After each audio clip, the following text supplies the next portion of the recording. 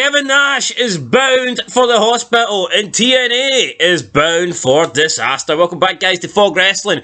Here to review the big one, the WrestleMania of TNA. It is Bound for Glory 2005, and this show pretty much turned into a bit of a disaster. Literally every match contained a big botch, and it was entertaining. I mean, it was fun. I would say from 2005 to later years, it's probably one of the weaker Bound for Glories. This is when they probably this is when they began to get like the big name talent in. Yeah, I think this one, the build was okay for some matches, but other matches literally just felt like they were thrown in there. Didn't quite understand it. Like, some of the build was actually really good, but then some of the build, there was no build. So I don't quite know what that was all about. Kevin Nash getting hurt, legitimately, hospital, that wasn't great. Thoughts? Yeah, that's not great. And I think the fact you debuted it on Spike, you bring in Team 3D, and they're not dropping the ball a bit by not having Team 3D in a match on Bound for Glory. I think they are. Even though I think it was a good angle writing them out, I personally would have had them in a match. I mean, I think having the Dudley Boys should be a main priority, considering they are 2 stars. The greatest tag team of all time, and you're just not having them in a match. But you've got like other jobbers, like Lance Hoyt doing 2 double matches. What?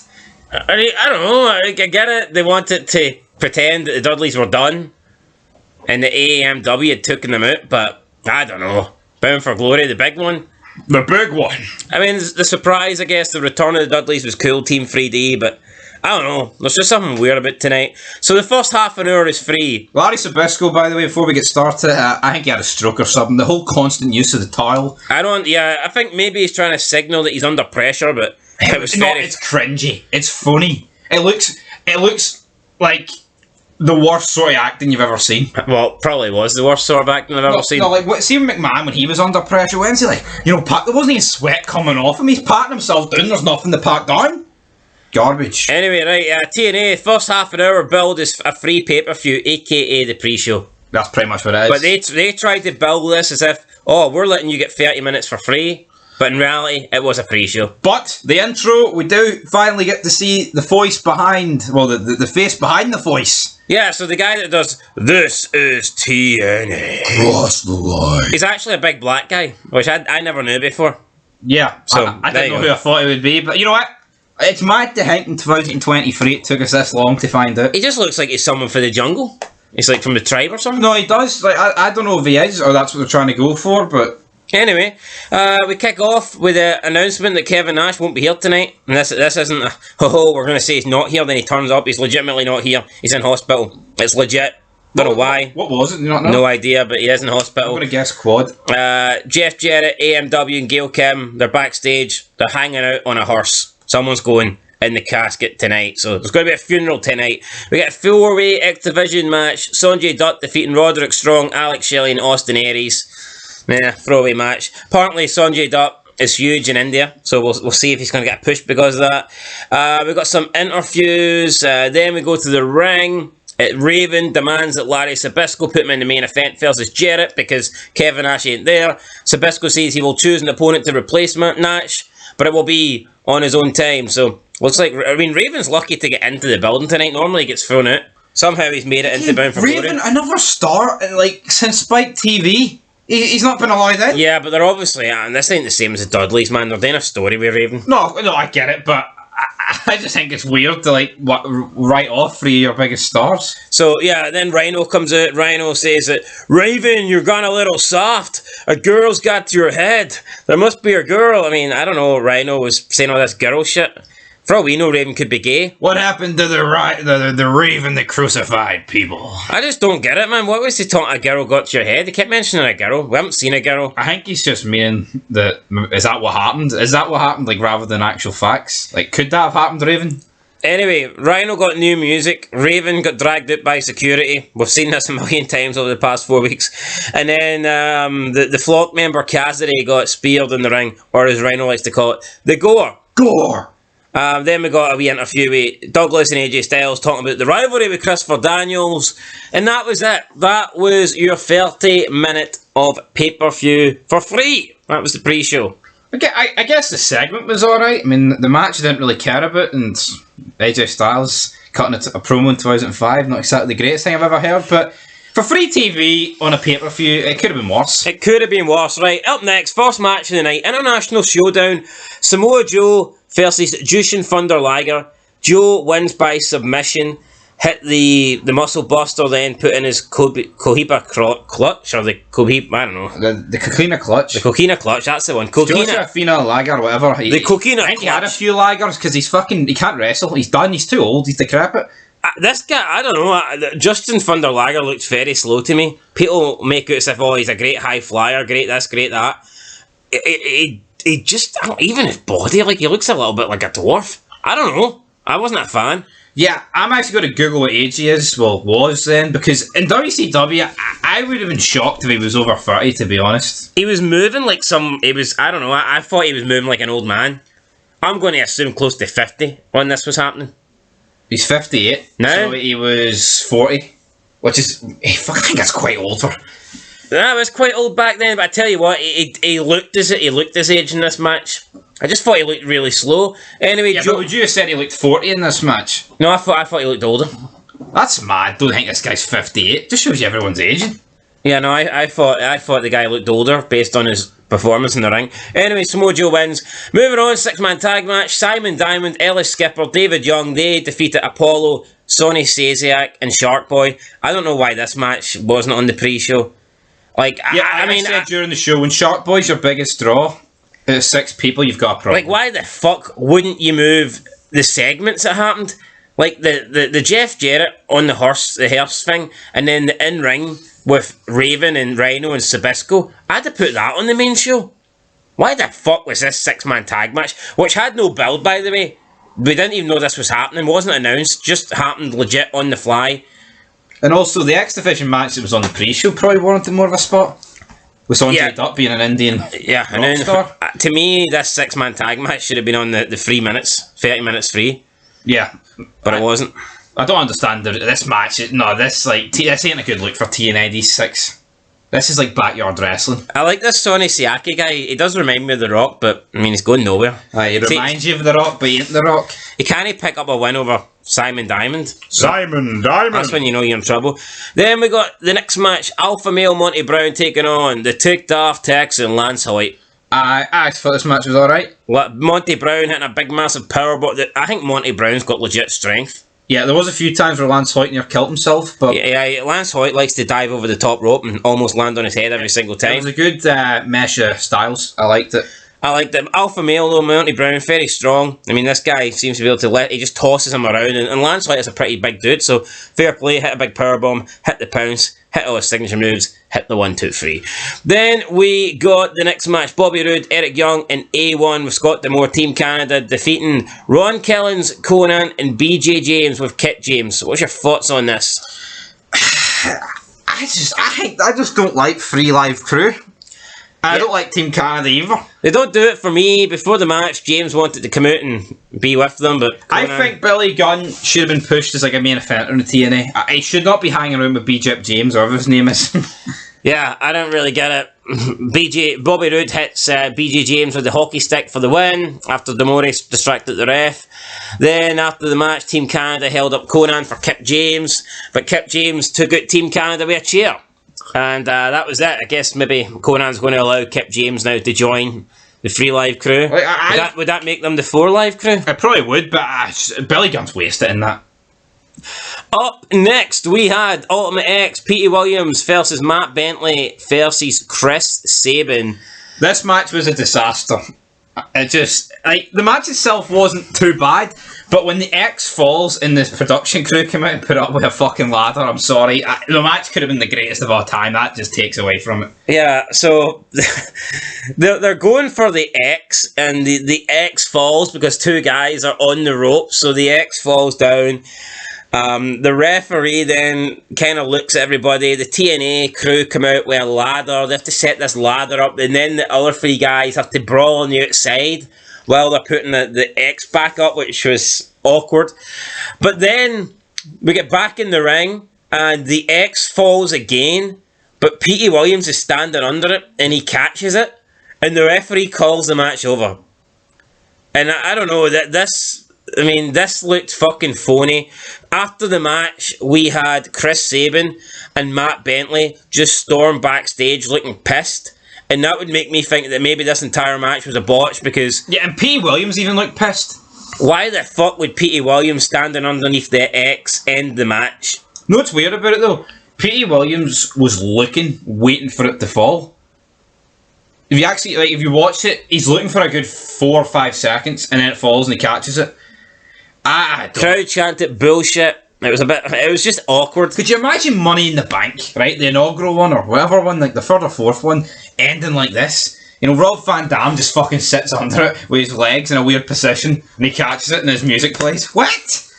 I thought it was garbage. No, it was. Surely they should have put it back up. Yeah.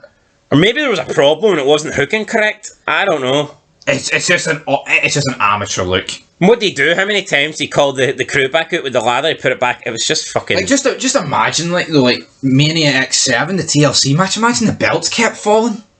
Be shit, wouldn't it? Like, imagine Jeff's fucking hanging and he just falls with the belts. You don't get the spear spot. Just get Jeff falling. Anyway, I mean, the match was okay, but the ending sucked. Yeah, no, it did. No, I mean, the ladder, I don't know what was worse, it falling into Petey Williams' hands or the fact they had to reset it up. Yeah, I'm not quite sure. Because I'm pretty sure when it fell the first time, someone picked it up, thinking they'd won. Aye, and the rest like, no. No, that's not how it works. You have to retrieve it. That's not it, Matt Bentley.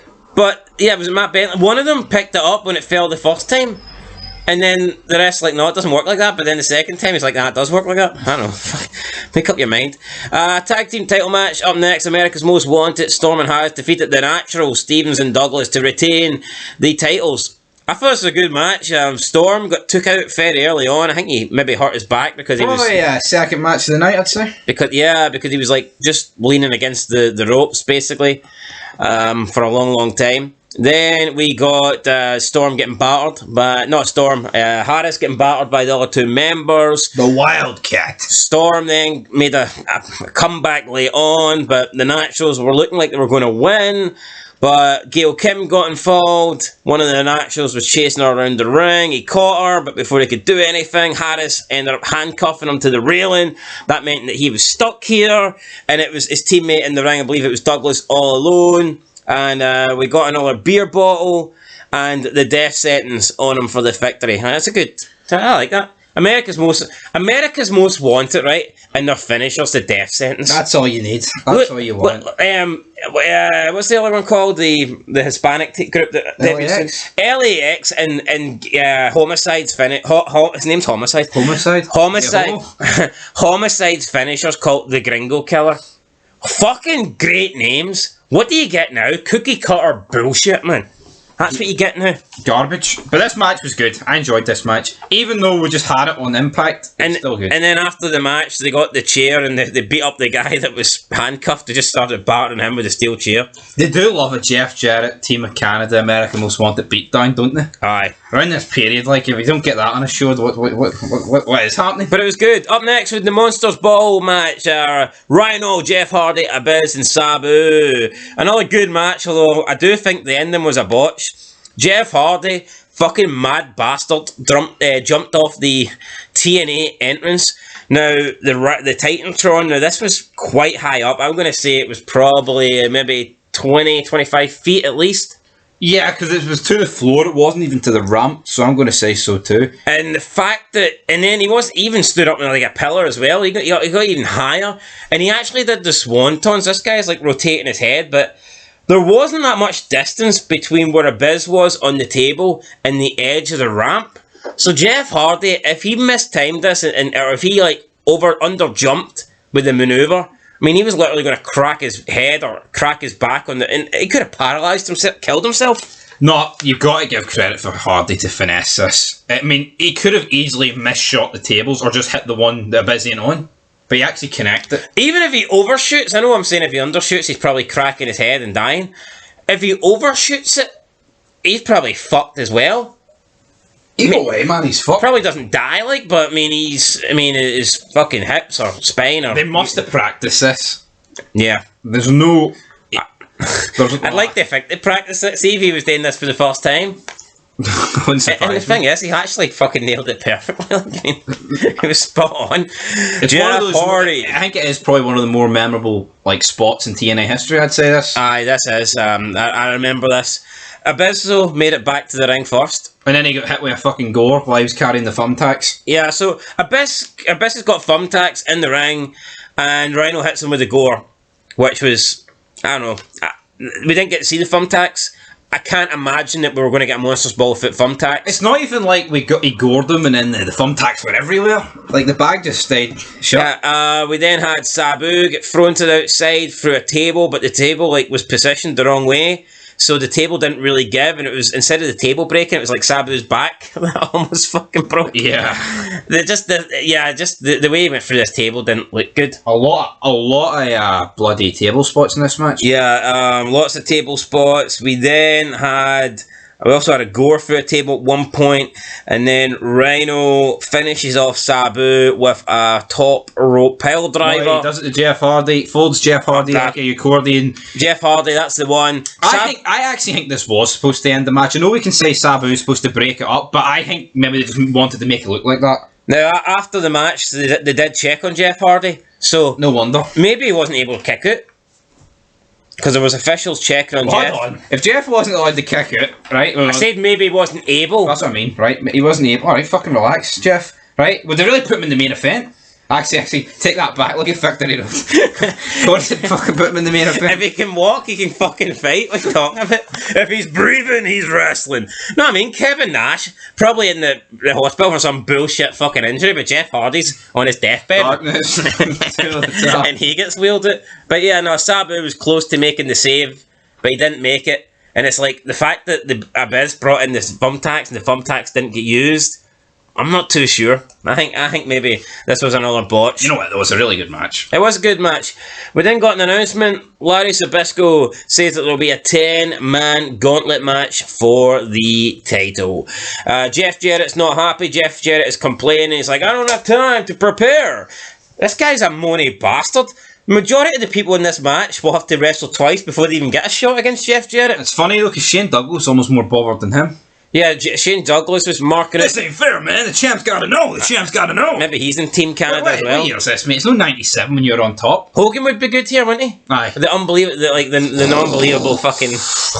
Well, what are you telling me, brother? So yeah, I mean, I don't really get it. Then Zbyszko says it works the same way for the winner. They don't have time to prepare. They don't have time to prepare for you.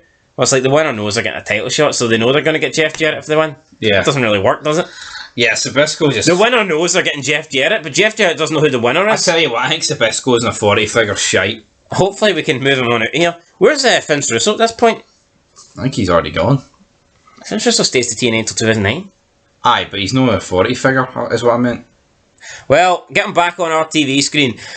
We then get a 30-minute Iron Man match. AJ Styles versus Christopher Daniels. Look, I'm not going to deny this match was really good. Lots of big maneuvers, lots of good wrestling. I feel like these two actually work the smaller man style in a realistic way, rather than what you get in AEW. This is kind of, it would remind me of like a Benoit angle, but two smaller dudes that maybe aren't as technical. But I mean, still lots of good shit. However, I just don't like Iron Man matches that have no falls. This one did have a fall, but with 2 seconds remaining. I personally like Iron Man matches that have multiple falls because I feel like the falls almost break the matches up. This ain't even an Iron Man match. It's just a 30-minute match. That's all it is. Realistically, you need falls, man. I just don't understand why we couldn't get falls. Yeah, AJ Styles started crying after the match. I guess this shows how important the X Division title is. Don't worry, AJ, you've another match coming up, son. But AJ's not done there because we get the number 1 contenders match, and it was basically featuring a lot of people that were wrestling tonight. I think it was 9 guys that wrestled and 1 that didn't. Kip James, I believe, was the one that didn't wrestle. Yeah, everyone came out like they shot themselves, and he still did because Chucky boy. Monty Brown threw Jeff Hardy over the top. Then Jeff Hardy hung on. Monty Brown then threw himself over the top rope. I think Jeff was supposed to eliminate him. And wiped out Jeff Hardy, who was on the apron. But then Monty Brown tried to climb back into the ring. The referees told him he was eliminated. I don't know what happened here. I think Jeff was supposed to wrap his legs around him and he didn't. So another very bad looking botch. In the end, RHINO wins. He eliminated Abyss after a gore. RHINO is being pushed here. RHINO. Oh. So RHINO's got one more match. Can he get past Jeff Jarrett? RHINO gets battered here. Jeff Jarrett throws him into the announce table. He bashes his head off the title. Jeff Jarrett saying, "I'm the man." Jeff Jarrett thinks that he's going to be great. Jeff Jarrett thinks that he's gonna do it. Title Ortiz was the special guest referee for this match. We had Gail Kim come out. He carried her to the back. America's Most Wanted came out. They handed Jeff Jarrett the guitar. RHINO went for the gore. Jarrett caught him perfectly coming in with the gore. Smashed him with the guitar. I thought it was all over. I thought it was 1, 2, 3, good night. Still the champion, Jeff Jarrett. RHINO kicked out. He couldn't believe it. And then they gave him another guitar while the referee, what's his name again? Tito Ortiz was being distracted. So right, he's going to hit him again. But no, RHINO got the gore this time. 1, 2, 3. Jeff Jarrett kicked out right at 3. And then he's acting like shocked. What the fuck is this? This just feels like WCW where they just, as soon as the match is over, it's like, okay, kayfabe's dead. That's what it feels like to me. Yeah, like the gore is one of the best finishing moves. It should fucking wipe out Jarrett. This ain't a roll-up. Yeah, so Jarrett then is up and he's not happy. And we then get a beat down. Jeff Jarrett and America's Most Wanted. They're attacking RHINO. 3 Live Crew run in to make the save, but unfortunately they get battered by Team Canada who come out. Tito Ortiz says that anyone that got involved and anyone who crossed the line, anyone who crossed the line would be taken care of, but I think Tito Ortiz just left after the match. He got his paycheck and he went home. As soon as he counted 3, he fucked off. Literally, man. But then we seen the guitar again. I don't know how many guitars Jeff Jarrett had here, but he had another one. This is the 3rd one. Smacks it over RHINO's head, and then the casket gets pushed into the ring, and RHINO gets stuffed in it. When they lifted the casket up, it looked like one of them was reacting. Imagine it was Taker inside. Oh, imagine. Anyway, RHINO gets put into the casket. We then have Eric Young standing on top of it, celebrating. Why is Eric Young on top of the casket? I don't know, but then, get down, drop the tables. The Dudleys, Team 3D. Get down. Bubba and Devon are here. Now, what I didn't like about this is see when Bubba and Devon get in the ring, 3 Live Crew are back up. Yeah. It's like, can we not just have the Dudleys fucking annihilate everybody? And Eric Young standing on top of the casket like an absolute windy licker. Yeah, while his entire crew's been battered around him. We then get, they batter Eric Young and hit the 3D on Eric Young. We then get Eric Young placed into, they take RHINO out the casket and they put Eric Young in the casket. The casket won't close, so RHINO stands on top of it and stomps the casket with Eric Young inside, and you've seen all the blood inside the casket where RHINO's head was. But I just don't know why 3 Live Crew got back involved. The Dudleys should have just came out and cleared house. Yeah, and then they could have maybe celebrated at the end with him. And then you've got Road Dogg wrapping his hands around Devon. Like, oh, it was us, Devon, as well. That was the fucking Dudleys. The Dudley Show, and that is it. We have Jeff Jarrett up the ramp. He's screaming he wants his title back. He'll probably get it on Thursday. This Thursday on Impact. Anyway, guys, that was it. I mean, interesting Bound for Glory. It was a fun show. I'm going to get a 6 out of 10. Yeah, it was a fun show, but at points it was a clusterfuck. Every match legitimately had a botch. Yep, big botch, not a wee botch. So that's it, guys. I'm giving it a 6 out of 10. And like, where's Kevin Nash? Like, they did a storyline. It's just, oh, Kevin Nash ain't here. No, I think he was legitimately in hospital. Yeah, but I'm saying, why couldn't they have made something of that? Well, they did. They said he was in the hospital. Yeah, but like, why? Well, if he's in the hospital, what do you want him to do? He's not there. They can't do nothing with him. Oh, they could have. Oh, Jeff. I don't know. Just like, no. But Jeff Hardy's killing himself. Fucking coming out, limping to the ring. Do you think crawling like Dr. Gordon out of Saw? Do you think Kevin Nash would do a 25-foot swanton bomb? No. And on that note, guys, what are you giving it? 6. I agree. 6 out of 10. There you go. Boom. TNA Bound for Glory. Cross the line. Peace.